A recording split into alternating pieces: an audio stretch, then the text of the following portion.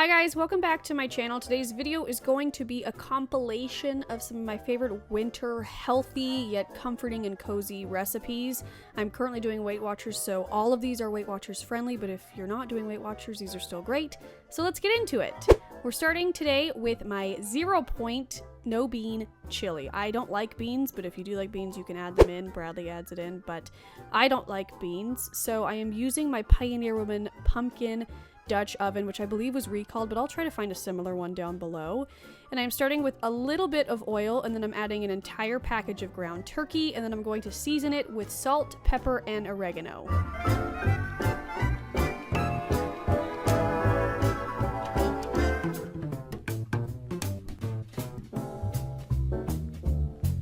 Then I'm just going to take a wooden spoon and break up the turkey meat into smaller bits, just get it cooked through, get all the seasoning distributed all throughout it.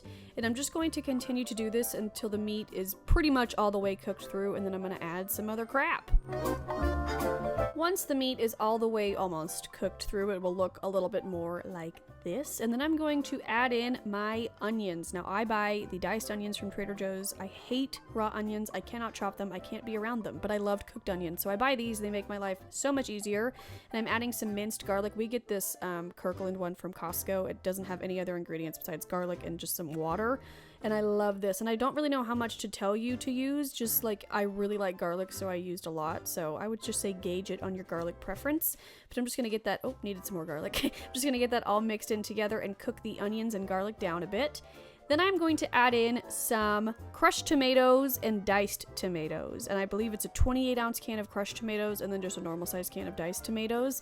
The tomatoes is what makes it hearty without the beans, so I really like having the tomatoes in there.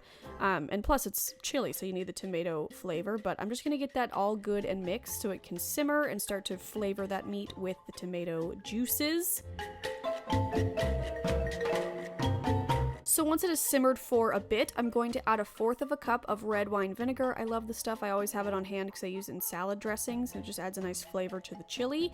And then I'm going to add some of Frank's original red hot sauce. I love Frank's. I love the buffalo sauce as well, which we'll be using later in this video. And again, I don't know how much to tell you to use. I would just kind of gauge it on your personal preference and do taste tests along the way. But the first time I made this, I didn't make it spicy enough. So this time I was sure to add more to make it spicy. And then I'm just going to mix that all together and let that simmer a bit before we add our spices to the mix. And we are using red chili pepper, oregano, and chili powder. The chili powder is what really makes it taste like chili to me. And I'm terrified of the red pepper flakes, so I just use a little bit. But I do go to town on the chili powder because that's where the chili taste comes from. And then the oregano will come later. But I also, as you saw, seasoned the meat with oregano. I freaking love dried oregano so much. I add it to everything, so had to add it in here. So I'm just going to put a lot in there, as you can see, and then mix that all together, and then again, let it simmer. A lot of stirring and simmering in this video. A lot of the recipes are soups and stews, rather. So I am giving it a taste, and then it tasted so good that I went back in for a taste for Bradley. But then the key to this is to let it simmer for about a half an hour. You can let it simmer for as long as you'd like, but I am putting the lid back on it to let it simmer for a little bit. And then when it is done, you're going to dish some out. And this, as it is 0 points.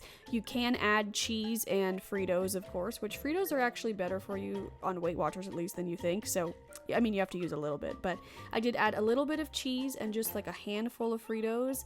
And there you go. My no bean, 0 point, unless you use Fritos, chili. Next up might be my favorite, and this is this tortellini and sausage tomato soup. I got this idea from Taylor Cole on Instagram, so I am just heating up a pot, and I'm going to spray it with some coconut oil cooking spray, and then I'm going to add in some more of those diced onions. I'm pretty sure those are in every recipe in this video. So I'm just going to brown the onions a little bit, and if you are interested in my copper pots, I will link them down below. I love them. Then I'm taking this Trader Joe's sun-dried tomato chicken sausage with basil and tomatoes, and I'm just going to kind of cube it up into smaller pieces and add that to the onions. The sausage is already cooked. I'm just going to brown it a little bit, and I'm going to cook those all together. And this smelled so good and seasoned the soup so incredibly well. It's just so good. Then we're going to cheat a bit and use this organic tomato and roasted red pepper soup from Trader Joe's. I love this stuff, and I'm just going to add the entire container. This is like the easiest recipe of all of them as well, because it's just kind of like assembling. So I'm making sure to get every last bit out of that box, and then I'm just going to mix it up a little bit. Oh, you guys, I wish I had this right now. It was so good. I can't wait to make it again. But I'm just stirring that up. Then we're going to go in with, again from Trader Joe's, this Italian tortellini with pesto filling. My mistake, I should have cooked the tortellini beforehand, and I only used half a bag. It did cook in the soup, it just took a whole lot longer than I was anticipating, so if you're in a rush, cook the tortellini beforehand and then add it, but you know, if you want the soup to simmer a while, it will cook the tortellini for you. But I'm just mixing that up really well. I'm going to, again, add some dried oregano, surprise, surprise, some pepper and some salt. And then I am also going to add some chopped spinach. I just had it on hand. I think I would add it again. It did get a little bit stringy, but for the most part it was pretty good, and I liked that it had a green pop inside the soup.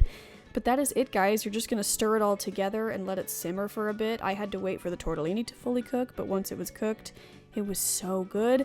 So yeah, you just want to let that simmer, and once you're done, you have this delish sausage and tortellini soup. It is literally so good. And again, you could leave out the sausage or, you know, make it however you want, but I love it. Next up is my knockoff chicken and gnocchi soup from Olive Garden. This is highly requested. I've done it in a vlog before, but I just thought I'd throw it in here because I made it one night this winter, so just throwing it in. It's one of my favorite recipes, and it's very Weight Watchers friendly. I just am realizing I'm forgetting to tell you all the points for everything, so I will have all that info linked down below. But I'm starting by chopping some celery, so I'm just chopping it up. We saw somebody on the Food Network chop it like this, and it blew me and Bradley's mind, so now that's how we do it too. So I'm going to chop it like that, and then I'm going to make sure it's in really tiny itty bitty bits. You don't want huge chunks of celery in your soup, or maybe you do. Do it however you'd like, but we like it a little bit smaller, so I'm just chopping it up fine like that. Then I'm taking a larger copper pot, and I'm going to put a tablespoon of butter at the bottom, and I'm just going to melt that a little bit. The original recipe called for olive oil as well, but I omitted that just to keep it a little bit more points friendly. This soup is 7 points per serving, and this batch serves 5. I think I did that right, but anyway. To the butter, I'm adding chopped onions and the celery that we chopped, and we're just going to get that nice and cooked. The celery always takes a little bit longer than I think it needs, but the onions, of course, you wait till they're a bit translucent, and I would just, I don't know, give the celery a little bit more time than you think. So I'm going to cook that down a bit, and then I'm going to add my garlic, and again, I'm going to use the Costco minced garlic. It just comes so in handy. I just freaking love it. So I'm adding a lot of garlic. Again, gauge it however you want. If you like garlic, add a lot. If you don't, just add a little bit or not at all. So I am cooking that down all together, again, waiting for the onions to get brown and the celery to get a little bit tender. And then I'm going to add in a 1/4 cup of flour. And I do this a little bit at a time just so I can make sure everything's coated in flour and the flour isn't going to burn or like create weird lumps. I just have had bad experiences in the past with flour, so I just do it in small chunks, and this seems to work. So I'm just going to coat all of that in the flour and cook it down a bit to cook out the flour taste. And then once we're done with that, I am using almond milk. The original recipe I found uses like heavy cream and all that, but I made it a little bit lighter, so I'm using almond milk, and you really can't even tell once it's done. I've made it with normal like lactate regular milk and this, and it just tastes the same. So I'm adding 3 cups of that, and again, I'm doing it in batches to kind of try and like whisk it together with the flour to make it a little bit thicker, and you'll see it as it thickens, and you'll know when to add more. So yeah, I am just stirring that to thicken it up, and then I'm going to add 2 cups of low sodium chicken broth. I do low sodium just so I can control the amount of salt in the soup. So yeah, I'm adding 2 cups of that, and then I'm going to stir it all together and let that simmer a bit. Then I'm going in with my seasonings, of course, some sea salt, a lot of pepper, as you'll see. I really, really like pepper.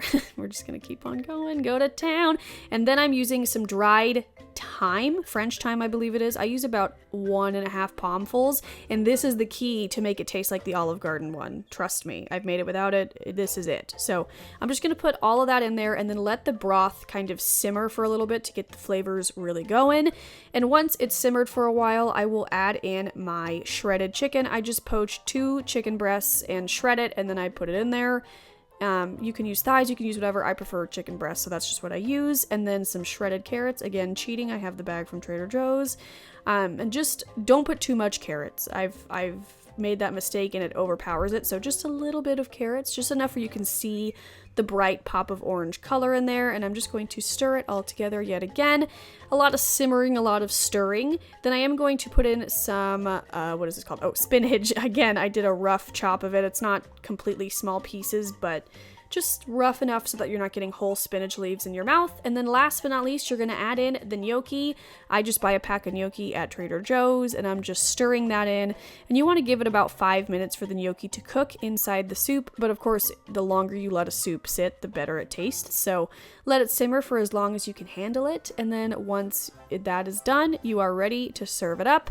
And it is so good. And like I said, only 7 points per serving, which is, I think, pretty good for a gnocchi soup. So yeah! And last but not least is my buffalo turkey meatloaf. I keep saying but I got all these recipes from other people, and I will have those all linked down below. I got this one from Amanda Seipert, I think you say her name. She's a Weight Watchers YouTuber, and I love hers. But I'm just starting by chopping some celery and some parsley, and by caramelizing some onions in a pan. Just want to get them nice and brown. And since this recipe, it's not hard, it just has a little bit more ingredients in it, I kind of like to lay them all out. I preheated my oven to 350, and you're going to need some rolled oats, some ground turkey, some light mozzarella cheese, some almond milk, celery, onions, parsley, 1 egg, red hot buffalo sauce, ranch dressing, salt, pepper, and garlic powder. So I am taking 2/3 of a cup of my rolled oats, and I just got those at Trader Joe's. And I know this seems like a really weird recipe, but try it. It's so freaking good. And then you're going to add your almond milk to the oats, and you're going to want to stir it and kind of just let it sit for a little bit to let the almonds soak up the almond milk. And that was a 1/2 cup of almond milk. Then I am taking 3/4 of this package of ground turkey. I filmed this a really long time ago, I'm not gonna lie to you, like before I was married, that's why I'm not wearing a wedding band. But I'm not entirely sure why I didn't use the entire package, but I trust myself. So I'm putting in the celery, the onions, the parsley. I'm cracking and adding my 1 egg, and then I'm going to season it with the salt and the pepper and the garlic powder. And I like to go pretty heavy with the garlic powder just because it adds a lot of flavor. And again, we've established in this video, I like garlic. So I'm just going to go to town with all of that, and then I'm just going to get in there with my hands. Took off my ring because it's pretty disgusting, and I'm just going to mix it all together just like any other meatloaf. You combine everything, and the oats act as like a binding agent like the breadcrumbs would, and it's really good. Again, I know it seems weird, but just try it. It's really good. Once that is all mixed together, I'm adding a little bit of light shredded mozzarella, and then 1/4 cup of the buffalo sauce. This is the star ingredient. It's so freaking good. This stuff is 0 points if you're on Weight Watchers, and if you're not, whatever, it's just still delicious. So I'm adding that in and mixing all of that up, and it looks super disgusting, but it's delicious. And even in the end, this recipe doesn't even look that delicious, but it is so good. And then just to make it easier for like portion control and just making them all bake evenly, I am using a muffin tin. So I'm using a little ice cream scoop to make sure they're all the same size, and just adding it each to my little muffin tin. This recipe makes 12 little meatloafs, so they should fill up all 12 of the spaces you got. And these are 1 point per meatloaf. I usually have 3 of them with a meal, so 3 points for those meatloafs, so I think that's pretty good. And then once it's all full, I'm going to put it in the oven at 350 degrees for 15 minutes. And in the meantime, we're going to make the topping. So I'm taking 1/4 of organic ranch dressing. I'm just using the Trader Joe's version, and I'm going to add that to a little bowl. And then I'm also going to take another 1/4 a cup of the Frank's Red Hot Buffalo Wing Sauce. And this is just going to go directly on top of the meatloafs. I'm mixing that all together. And I believe that is 1/4 of a tablespoon. A half tablespoon, that's what it is. So after 15 minutes, you take your meatloaf out, and then you top each of them with a 1/2 tablespoon of the dressing, and it actually should be just enough dressing for all of them. And it's good. This makes it a little bit more moist instead of like using ketchup or something. And it also adds a little bit more of the spiciness, but the ranch to kind of cool it down. It's really, really good. So I'm going to top all of the meatloafs with that. Meatloaves. I can't say that word. But then I'm putting it back into the oven for another 15 minutes, again at 350 degrees. And then after that, it's all done, and they're so good. Again, they don't look like they're that good, but I promise you they are. And like I said, I usually have 3 with a meal, and I usually serve it with some of my mashed cauliflower or mashed potatoes. And yeah, you guys, that is it. I hope you enjoyed my cozy, winter, healthy, Weight Watchers friendly recipes. And yeah, if you try them, let me know, send me pictures. But I love you guys. I'll see you very soon in the next HolidAMY video, and I'll talk to you later. Bye.